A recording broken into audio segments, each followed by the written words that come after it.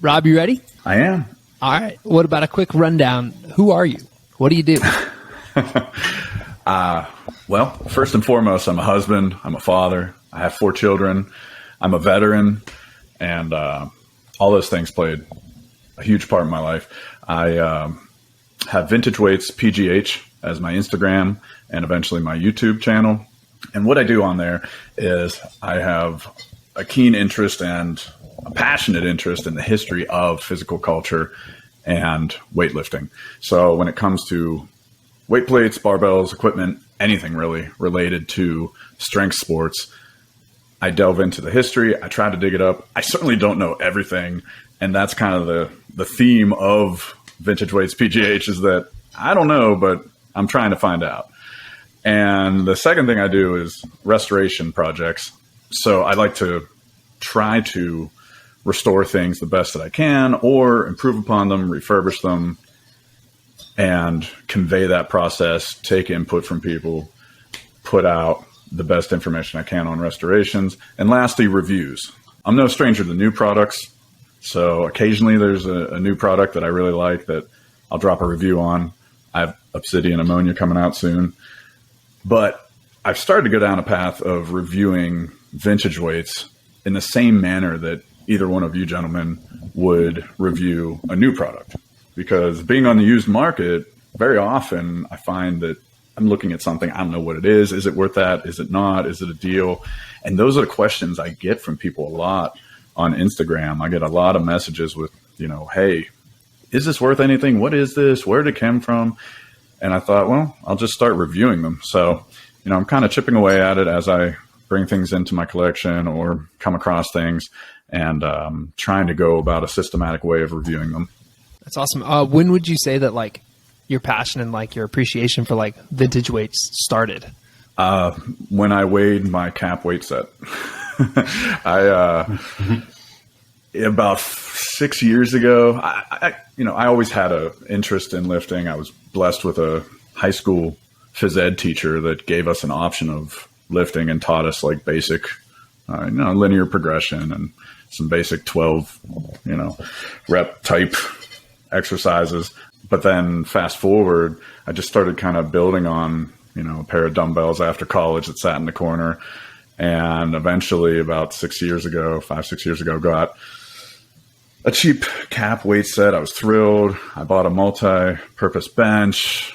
Wow, I got a home gym, having fun with it for a couple months. And then I stumbled along this article about, how inaccurate weights are and how you should weigh your weights. So I did. And oh my God, I was horrified. I'm like, this is ridiculous. My 45 is 42 and this one's 46 for some reason. And that was just on a bathroom scale. I was kind of scared to precisely weigh them all the way down. Even the 2.5s were 2 instead of 2.5.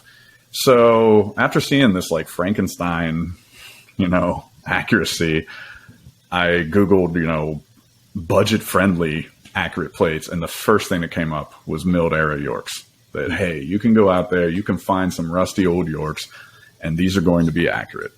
So although I've always kind of liked history, it was more just to find a budget-friendly way to get accurate weights. Now, the ironic thing with that is that as I started getting into vintage weights, a lot of them aren't accurate. You've got to deal with that. But I'll be releasing a project soon of some other accurate brands that you might see on the used market in addition to York. Awesome. What's your collection grown to at this point? I guess it would start with 6 years ago you got that set. When did you start kind of diving into the collecting or the searching for the vintage weights? It took a while for that first York set, and so probably about 3 years really. 35s just escaped me forever. And I know there's a lot of hate on 35s, but I wanted to get the whole set. So, probably about 3 years it took me to get the full set. And along the way, trying to get others, I learned that, a lot of people don't want to just sell one weight. You have to buy the whole lot. So then that kind of led me down the road of looking into what are these other weights? What's Roberts? What's Billard? What's Health Weighs? Is that the same as Sports Weighs? What is going on here? And,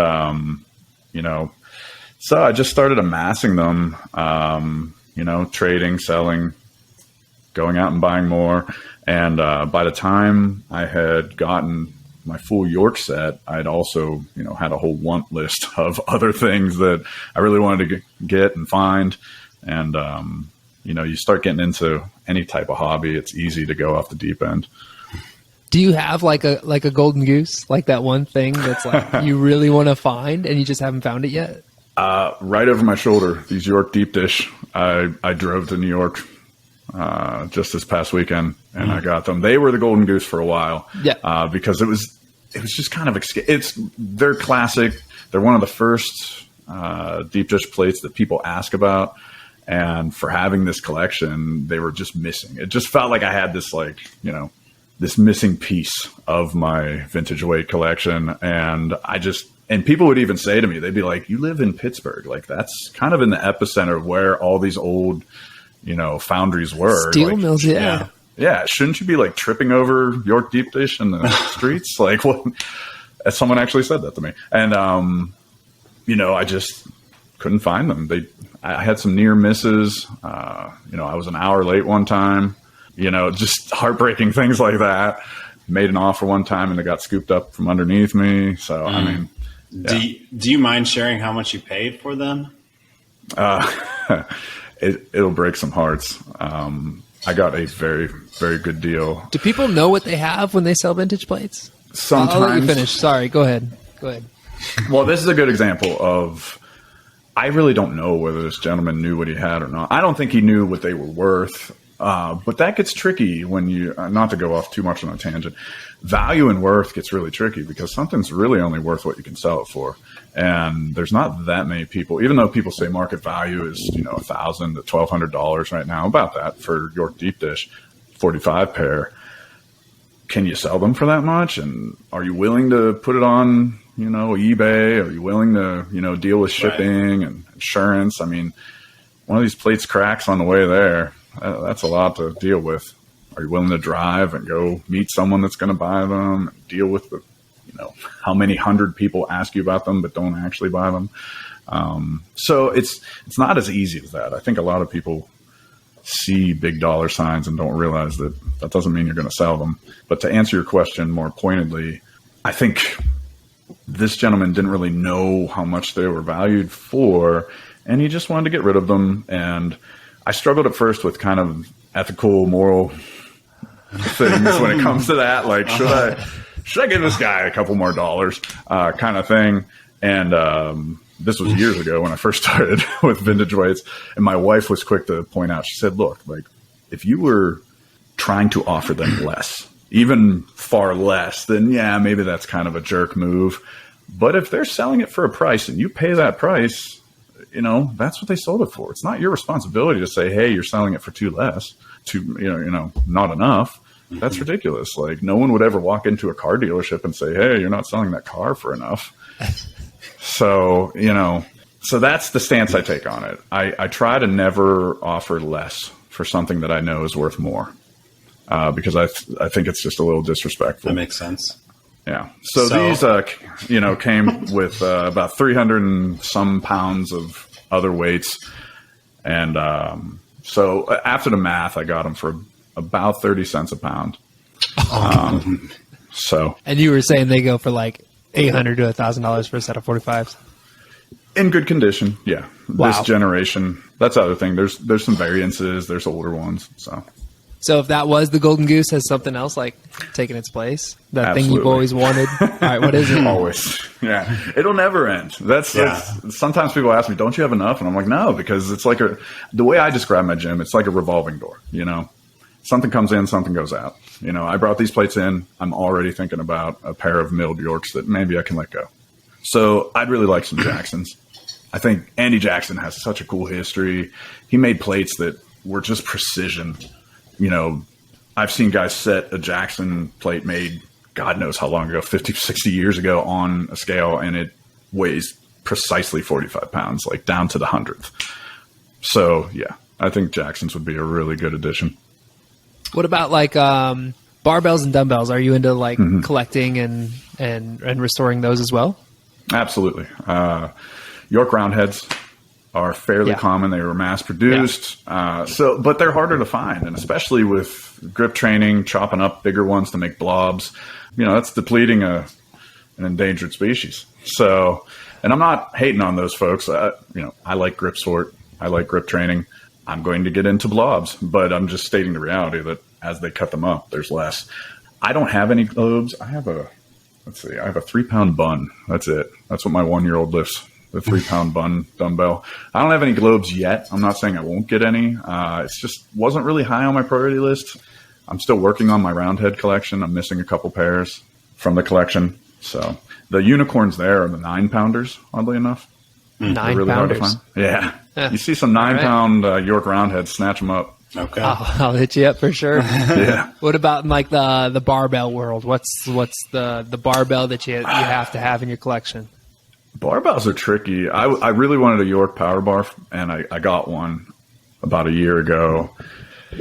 They're tricky because that's where functionality, and nostalgia really hit a crossroads. If it was like an XY, axis, weight plates, you figure out if they're accurate and you adjust for it. There's ways of do-it-yourself calibration, if you will, and, they're functional. But with a barbell, like a York split sleeve is a pretty common vintage barbell you'll see, and especially an Olympic one, not the power bar. The power bar is pretty rare at this point.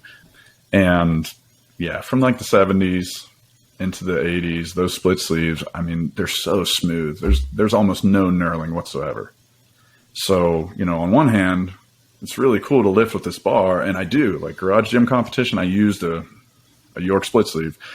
But on the other hand, some people might be really annoyed. Like, what the heck? This, like, my generic 45-pound chrome-plated bar I bought from Amazon has better knurling.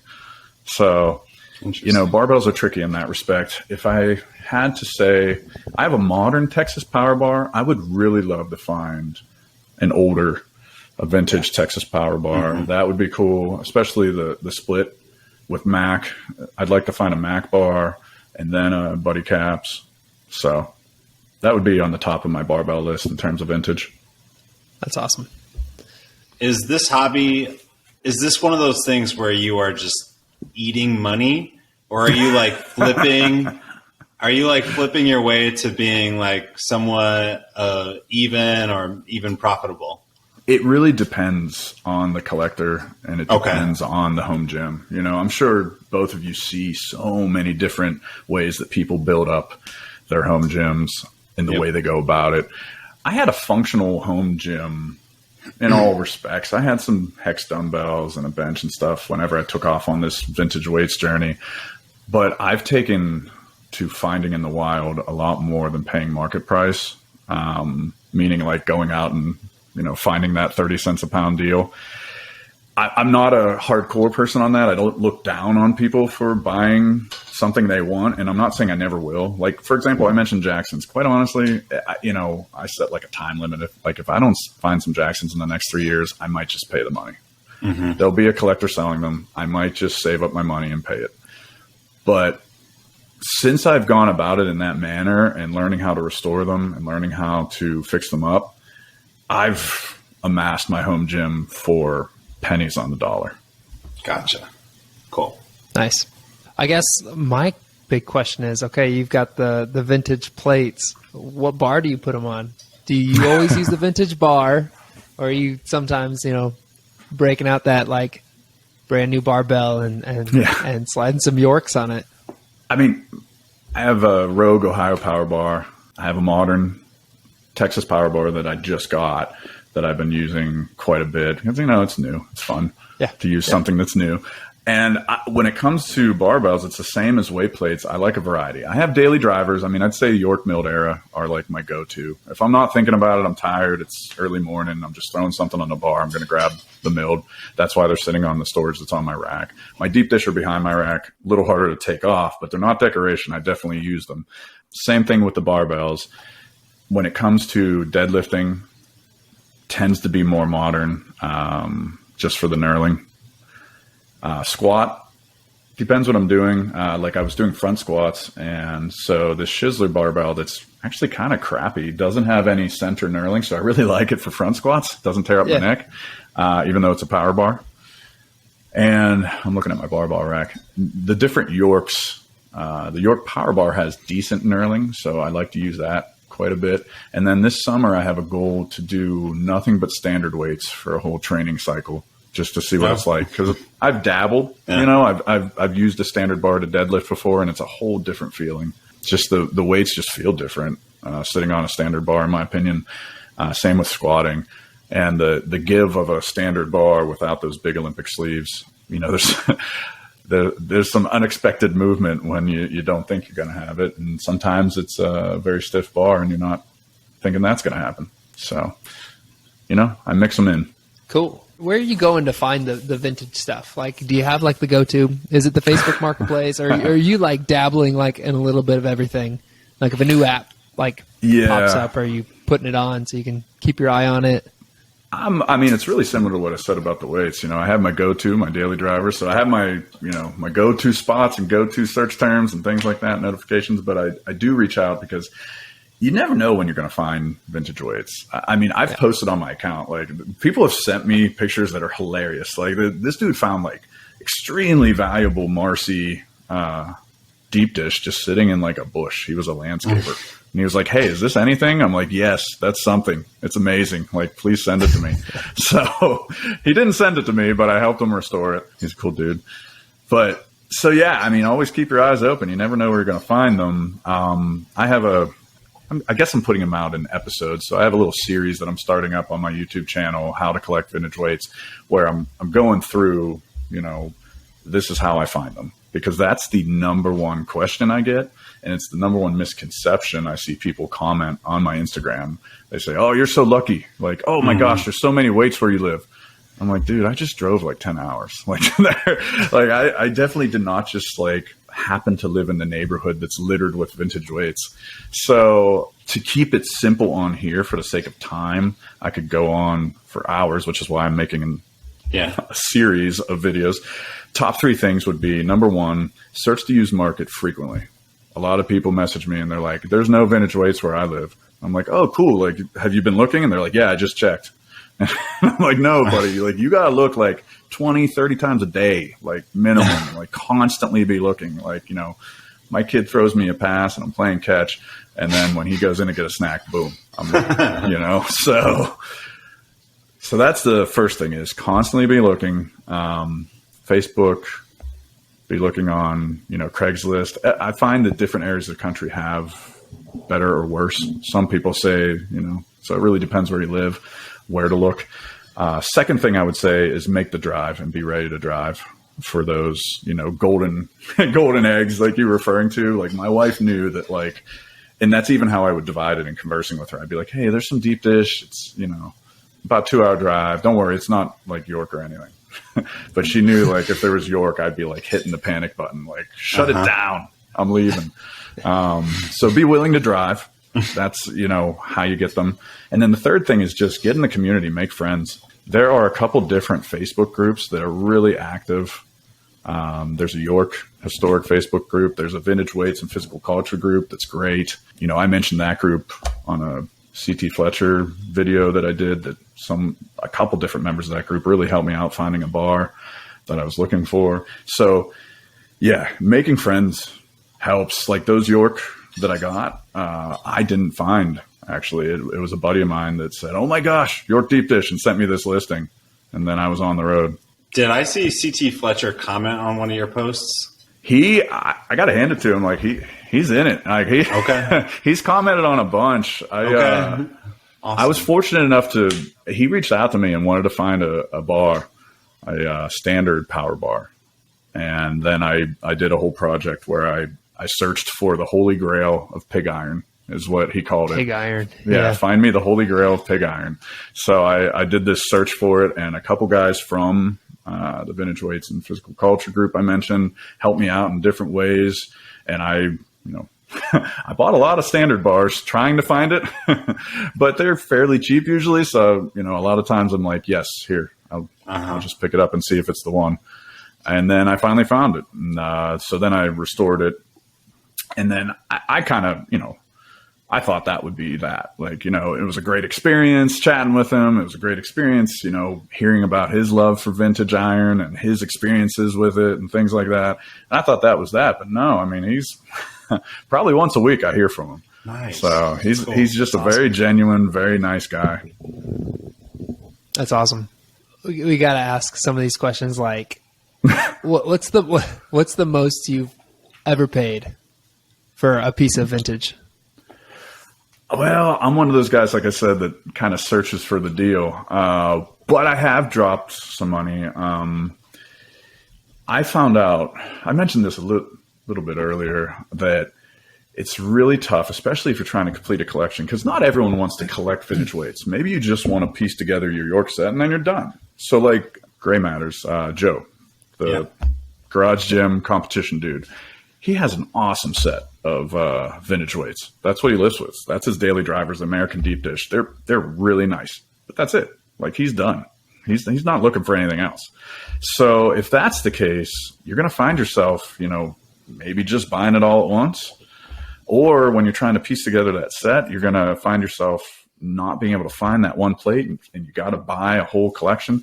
So that's where I've spent a lot of money, is buying like just someone's whole home gym, basically, because I wanted that one plate. Got it. Yeah. So, I keep separate accounting for just my vintage weights. I keep a little in my mind, at least, that this is family money. This is weight money. And I actually got that from another collector who said that. And I was like, yeah, that's smart. I should do that. It makes conversations with the wife go very smoothly. So yeah, I guess, one of those gyms, it was in a warehouse of all places on a bunch of pallets. And I had to take multiple trips. I had to look up how much my minivan could carry, and I had to take multiple trips. And, that was over $1,000 to get just a bunch of stuff because I wanted one pair of plates. So from that perspective, that was a ridiculous amount of money to pay just to get one pair of plates, and a ridiculous amount of stuff to be like weighed down with to get rid of. What about any like legend stories of people that you've talked to? Like, do you have any of those? Just of like good finds and things that they've gotten. Oh, there's or like the most they've paid specifically. Oh, most they paid. Oh, people pay a lot of money. People pay a whole lot of money. I mean, it's not strange to see $5, $6, $7 grand paid for a pair of plates. So yeah, it's not strange at all. I mean, if you go on eBay is like a weird planet of its own. It's a strange place. So basically, I would never advise someone to price something off of eBay because stuff goes really expensive on there.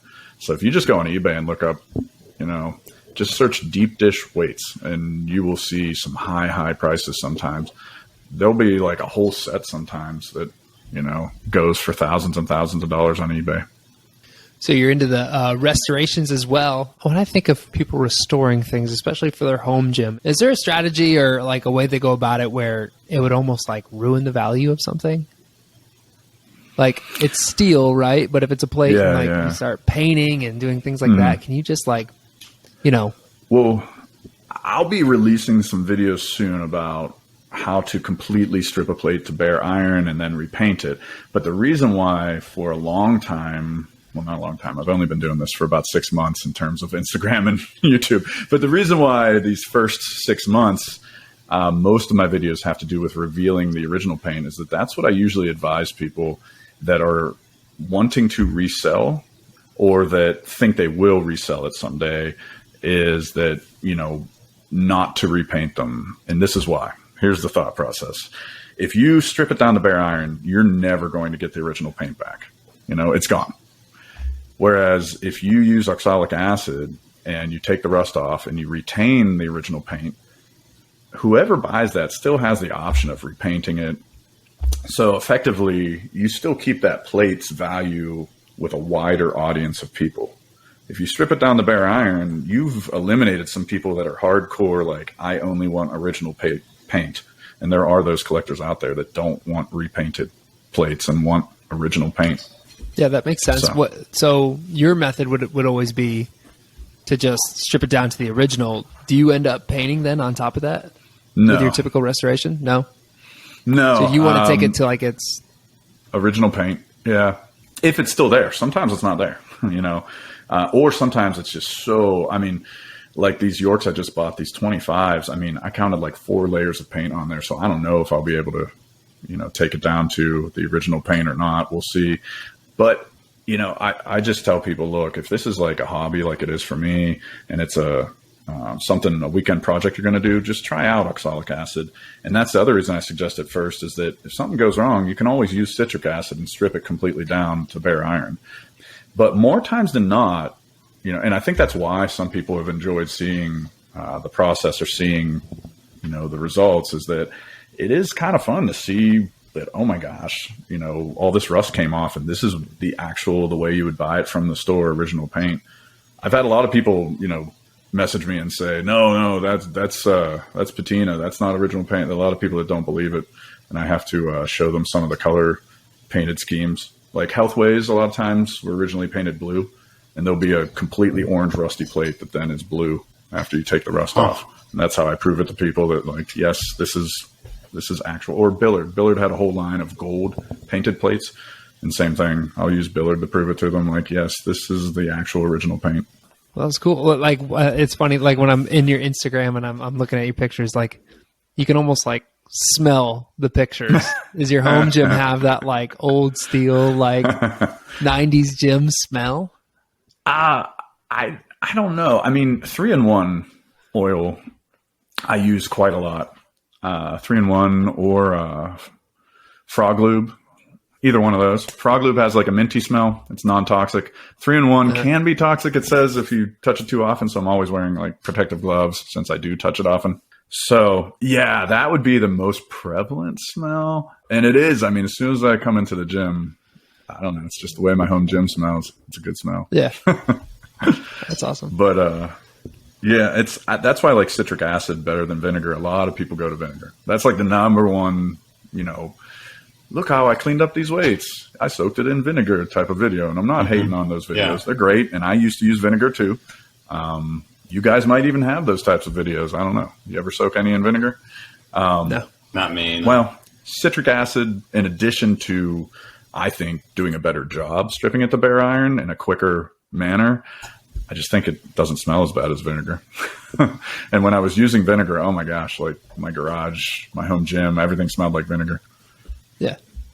Excuse my ignorance, but can you just buy that at the hardware store? Citric acid and oxalic acid. I get mine from Amazon. Amazon, okay. Yeah, you want like food grade citric acid, so there's no like, added substances in there. And then I'm not affiliated with them, but I'll still drop the name. Florida Labs is the oxalic acid that I buy from. They have it in a resealable pouch. It's, I think, pretty moderately priced. Both of them are pretty cheap. So Florida Labs, if you're out there, toss me a little affiliate action. Perfect. Jake, you got anything else? I'd be curious to hear, you talked about the community and how there's like Facebook groups, and I'm guessing a lot of people have gotten relatively close. Can you talk to me about like numbers, like within those groups? Are we talking like hundreds, thousands? Is it like something that you see as becoming more popular? Yeah, that's a great question. They're in the hundreds right now, the Facebook groups, and there's a lot of crossover. You'll see a post here, and then you go to the other group, and it's the same post. And I do it myself. I'll drop a picture here and then there. However, I don't think that's representative, because a lot of people have just never heard of the groups, and I don't know if they wanted to just stay secret or what. But I reached out to one of the group like founders and said, "Hey, I'm doing this project, and I want to give you guys like credit that it was members of this group that helped me out with this project." And he was thrilled. He was like, "Yeah, put it in your video." So I know they want to get their names out there. So that's why, on this podcast and elsewhere, I try to encourage people, hey, check out this Facebook group, because even if you don't have vintage weights per se, it's a great way. I learned so much. Just by joining those communities. And before that, bodybuilding.com forums had some vintage weight threads and groups and things. And there were some super knowledgeable guys on there, but they seem to kind of peter out. Like there's not that many posts going on there, but every once in a while I'll still dig through there and use the search option and see if I can find something I'm looking for information wise. So that's a good resource for people trying to learn about vintage weights. Got it. And I think the most popular like social media guy is Efren, right? Oh yeah. Efren lifts. Yeah. He has just the most amazing setup. Are there other guys or gals out there like him? Oh yeah. Yeah. No, I shouldn't say that. He's one of a kind. No one is living the gold life like Efren. You know, I got to give him respect. He is one of a kind. But and you know, there's a lot of things he does that I think he takes, you know, a little enjoyment in doing. Like I'm gonna take this classic weight and I'm gonna paint it gold. You know, that's a bold move for vintage weights. But, you know, he turned that corner and he's doing his own thing, and people like it whenever you're yourself and you're an individual. So I think that's why a lot of people like him. But in terms of collecting vintage weights and having a sizable collection, you know, although he's unique and he does his own thing, there are certainly people that have sizable collections that, you know, every once in a while, like in these communities, though, guys will visit each other and post like pictures of their collection. And oh my gosh, like some of the stuff guys have, like Feats of Alex on Instagram. If you've never checked him out, Feats of Alex, he has the most insane collection of things. He does, it's called Feats of Alex because he does like strongman feats every day practically and posts them. But if you look at it, I mean, he has so many different implements, so many different weights. He has full sets of vintage weights, multiple rooms. He has an outdoor area with multiple things. I mean, he's got quite a collection. Or